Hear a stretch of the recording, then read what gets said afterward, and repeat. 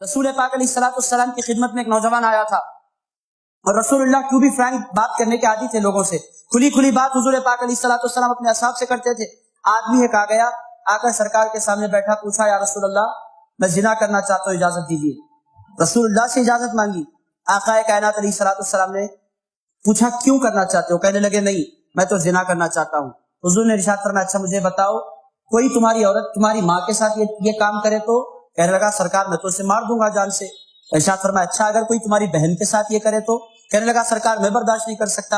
ارشاد فرمایا حضور نے پھر اگر کوئی تمہاری بیٹی کے ساتھ کرے تو؟ اس نے عرض کیا سرکار میری بیٹی کے ساتھ کوئی ایسا کرے میں برداشت ہرگز نہیں کر سکتا۔ رسول اللہ نے فرمایا جب تمہاری ماں کے ساتھ یہ عمل ہو تم پسند نہیں کرتے، تمہاری بہن کے ساتھ یہ عمل ہو تم پسند نہیں کرتے، تمہاری بیٹی کے ساتھ یہ عمل ہو تم پسند نہیں کرتے، تو پھر تم جس کے ساتھ یہ کام کرو گے وہ کسی نہ کسی کی بیٹی ہوگی، وہ کسی نہ کسی کی بہن ہوگی، اس کی عزت بھی اس کی عزت ہوگی۔ عزتوں کو نیلام کرنے کی اسلام اجازت نہیں دیتا۔ میرے دوستو یہ سیدھی سیدھی بات ہے جو اسلام کہتا ہے۔ اسلام کہتا ہے عورت کی عزت دنیا کی سب سے زیادہ پریشیس تھنگ ہے، اس سے زیادہ دنیا میں کوئی اہمیت والی چیز اسلام میں نہیں ہے۔ عورت کا زیور کیا ہے؟ الحیا، حیا عورت کا زیور ہے۔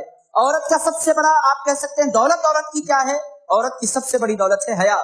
اب اسلام نے اس کو روکنے کے لیے کیا کیا؟ اسلام کیا چاہتا ہے؟ عورتوں کو بند کر دینا چاہتا ہے؟ اسلام یہ نہیں چاہتا۔ اسلام جیسا کہ میں نے آپ کی خدمت میں عرض کیا ہے صحیح راستہ، سچا راستہ، قانونی راستہ اختیار کرو اور نکاح کرو، نکاح کے بندھن میں بن جاؤ، باضابطہ پھر ازدواجی زندگی گزارو، کوئی روک نہیں، کوئی ٹوک نہیں، کوئی ہاتھ پکڑنے والا نہیں، کوئی روکنے والا نہیں۔ یہ پاکیزہ راستہ ہے جو اختیار انسان کر سکتا ہے، مرد بھی کر سکتا ہے، عورت بھی کر سکتا ہے۔ سوال یہ پیدا ہوتا ہے جب اسلامی معاشرہ اتنا پاکیزہ ہے، اتنا عمدہ معاشرہ ہے، تو پھر ہمارے نوجوان اس کی طرف مائل کیوں ہو رہے ہیں؟ ہمارے بچے بھی جا رہے ہیں، ہماری بچیاں بھی جا رہی ہیں۔ میں بھی یونیورسٹی کا اسٹوڈنٹ رہا ہوں، میں نے دیکھا اپنی آنکھوں سے جو کچھ ہوتا ہے یونیورسٹیز میں، جو کچھ ہوتا ہے کالجز میں، جو کچھ ہوتا ہے میں نے دیکھا۔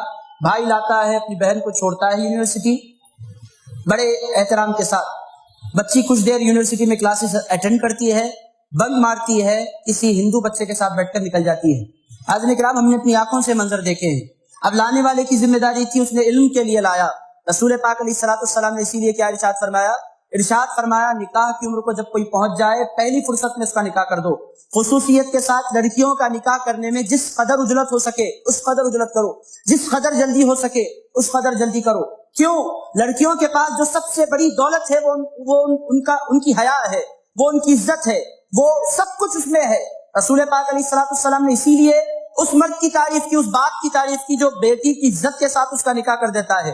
مگر ہمارے معاشرے میں پڑھانے کا رجحان اس قدر بڑا، میں معذرت چاہتا ہوں اگر کوئی پڑھاتے، ایک صاحب نے تو مجھ سے پرسوں پوچھا 8 دن قبل جمعے کی نماز کے بعد، انہوں نے مجھ سے پوچھا میری بیٹی کو میں کال سینٹر بھیجنا چاہتا ہوں، رات میں کار آئے گی، بہت محفوظ جاب ہے، میں کروانا چاہتا ہوں۔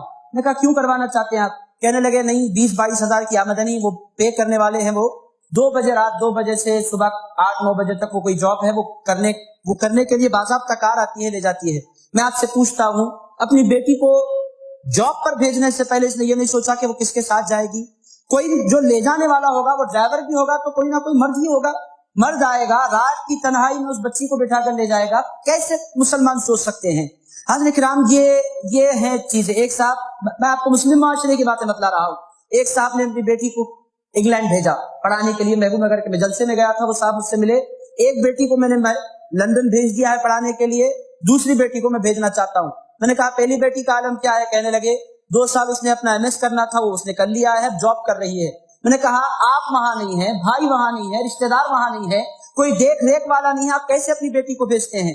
کہنے لگے نہیں وہ علم کے لیے میں نے بھیجا، علم کی تو اسلام میں اہمیت ہے، اسلام کا کہتا ہے طلب العلم فریضۃ علی کل مسلم و مسلمۃ۔ اسلام کا ایک پہلو آپ نے دیکھا، دوسری طرف اسلام نے یہ بھی کہا ہے کہ خاتون حج کو جانا چاہتی ہے تو بھی بغیر محرم کے نہیں جا سکتی، محرم کے ساتھ عبادت کے لیے جانا ہے، خدا کے گھر کے طواف کے لیے جانا ہے، ایک فریضے کی ادائیگی کے لیے جانا ہے۔ اسلام کہتا ہے بغیر محرم کے نہیں کیا جا سکتا ہے سفر۔ مولا میرا فریضہ، میرے پاس دولت ہے، رکھ لو، میں حج نہیں کر پاؤں گی تو گناہگار ہوں گی۔ اسلام کہتا ہے اگر محرم نہیں ہے، حج نہیں کر پاتی ہو، غم نہ کرنا، حج کرے بغیر اللہ تمہیں حج کا ثواب عطا فرما دے گا۔ حاضرین کرام یہ ہے اسلام کا رجحان۔ اسلام کہتا ہے بیٹی سب سے زیادہ عظیم دولت ہے،